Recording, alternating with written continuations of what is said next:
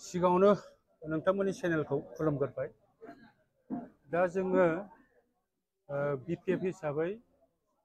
जोङो जेब्लानाखि चिफ सारा 14 चिराङाव गावखौ प्रजेक्ट खालामनो थिननायनिफ्रायनो बे बोथोरनिफ्रायनो जोङो 14 चिरां हिसाबै गासिबो बिपिएफ दोलोनि वार्कार्स बिथांमोनखौ प्राइमारि लेभेलनिफ्राय लानानै ब्लक लेभेलसिम बिथांमोनखौ लानानै गासिबो जों रायलायनानै चिफ सारखौनो जों प्रजेक्ट खालामबाय थानानै दिनैसिम गासिबो 14 चिरांनि रायजो राजाफ्रा चिफ सारखौनो 100% लुबैदों आरो दिनै बे लुबैनायनि गेजेरजोंनो दिनै 14 चिराङा गासैबो बिपिएफ दोलोआवनो बांसिनै लोब लोब फैनानै खामानि मावनाया दिनैसिम सोलिगासिनो थादों। 14 चिरां हिसाबैहाय राजनीति भाबैहाय बिपिएफ हिसाबै नोंथांमोननि पलिटिकल सिनारिया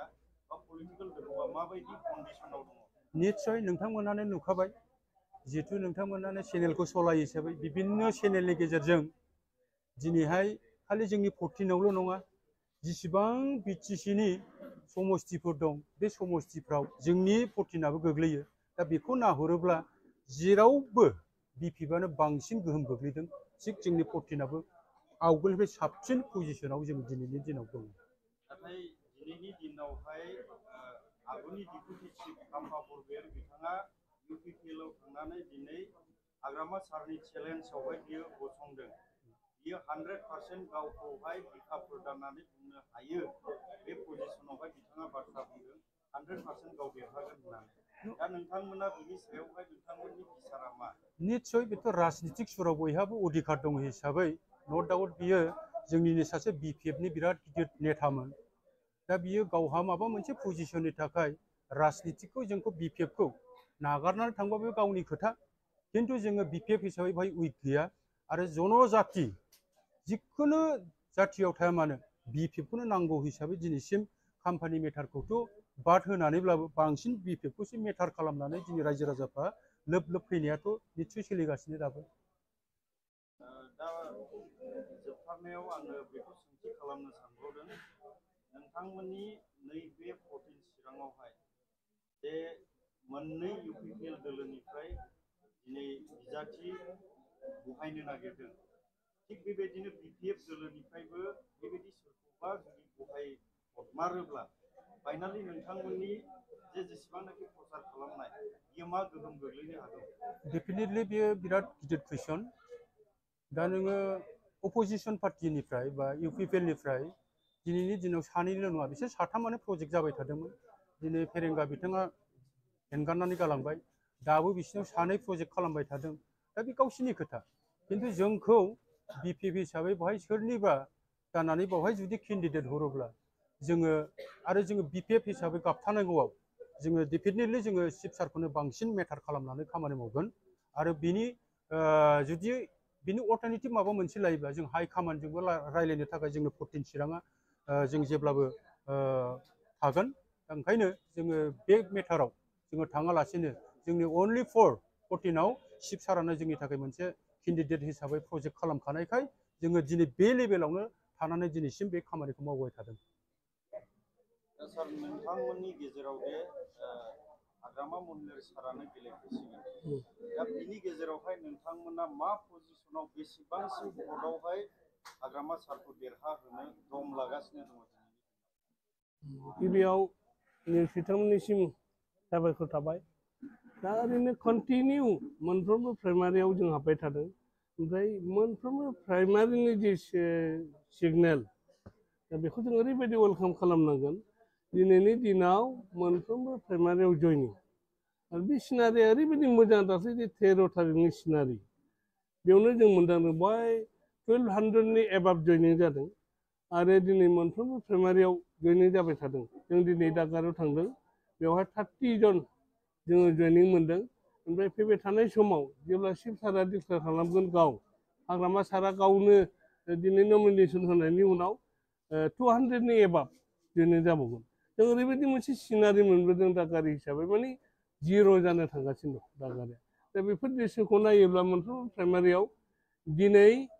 कुनु इउपिपिएलआ बेवहाय खाथियाव गसंनो हाया आरो जों बुंगोन रोखायै हाग्रामा सारखौ जोङो 5000 to 10,000 इजिलि जों देरहाहोनो हायो। समाव रनजित बसुमतारी बिथाङा बुंदों बिटिआर सरकारा जुदि नैबे दा रानिं सरकाराव जुदि फैयोब्ला दैनि बाना जागोन होननानै बुंदों आरो दा बिनि सायाव नोंथाङा मा फिननाय बेथ' असम्भब दा बिथाङा गावनि खुगायावनो गाव गब्रगासिनो दं बे माने खुब असम्भब माने सिगाङाव जिखिनि मावबोदों जि बुंबोदों गावनि बिखायावनो गोलैबाय थादों आरो जि बुंदों बेखौ बियो डेफिनेटलि खालामनो हाया बियो जेब्ला जेननाय लोगो लोगो थाखुमानो जायगा गावनो मोननाय नङा बे मालाबाबो जाया ओंखायनो आं लुबैयोबा अल बिपिएफआ लुबैगोन जोंनि गेजेराव बेबायदि मालाबाबो जाथाया जाफिननाय नङा आरो जानो नाङा दा प्रमद बर' बिथांनि इउपिपिएल सरकारा दा बिराद सान्थि फैबाय होनदों दा दिनै सान्थि रायजोखौ गारनानै जोंनि साफ्रोमबो रायजो राजाफ्रा दिनै माने हुलुस्थुल खारबोबाय थानो गोनां जादों दा बिनि सायाव सारा मा बुङो बेथ' जों साननांगोन साफ्रोमबो रायजो राजा दिनै मिथिगौ सान्थि जादोंना असान्थि जादों फारसेथिं सान्थि होनोब्ला बेखौ बुंनांगोन जोंनि ओनसोलाव गन्दगल खालामग्रा दिनै गैला रां डिमान्ड खालामग्रा पार्टि जेबो रावबो गैला गोदो गन्दगला सोर खालामोमोन जोंनि आमोलाव 15 बोसोर जेब्ला बिपिएफआ राजनिति खुंदोंमोन बे समाव बिथांमोनहानोथ' दाबिदारमोन ना बड'लेण्ड बिग्रा एबसुआनोमोन बे समाव डिस्टार्ब खालामबाय बै समाव दावराव खालामग्राया दाबिग्रा बिथांमोनानोमोन दिनै बिथांमोनहा फैबाय हिसाबै जों सान्थि मोनदों नंगौ खिन्थु फारसेथिं नायोब्ला जिखिनि खामानि दामानि डेभेलपमेन्टेल स्किमफ्राव जिर' असान्थि जाबाय हा हुनि खेथ्रआव पावार फांसननि खेथ्रआव बिथांमोनहा असान्थि खालामबाय ओंखायनो जोंनि बिटिसि बाखि रायजोफ्रा जिखुनु जे रायजो राजा थाया मानो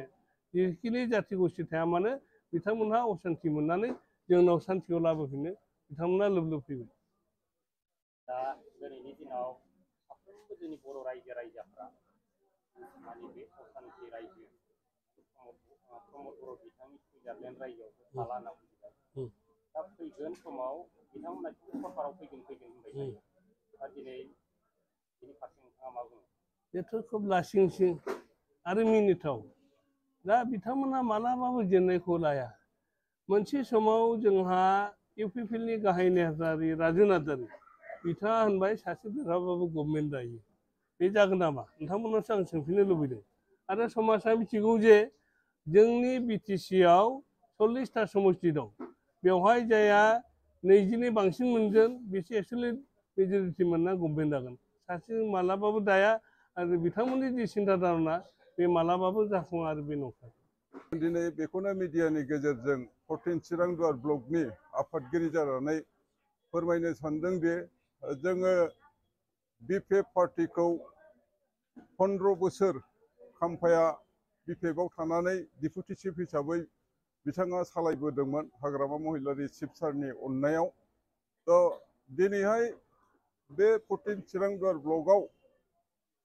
एमसिएलए हिसाबै जोंहा खाम्फा सारा बिपिएफनिफ्राय गेलेनानै जेनखांनायनि उनाव खाम्फा सारा नेक्स्टआव एमपि इलेक्सनखौबो बियो गेलेदोंमोन दा बावहायबो खाम्फा सारा जेनदों बिनि उननिफ्राय खाम्फा सारा एमपि इलेक्सन जेनखांनायनि उनाव दिनैहाय खाम्फा सारा इउपिपिएल दोलोआवसो बिपिएफ पार्टिखौ नागारनानै थांबाय आरोखि बारबाय दा दिनै खाम्फा सारा थांनाया 7 मास जाबाय हयथ' फेब्रुवारि मासनि 8 थारिख बिथाङा जोंनि बे बिपिएफ दोलोनिफ्राय इउपिपिएलआव हाबदों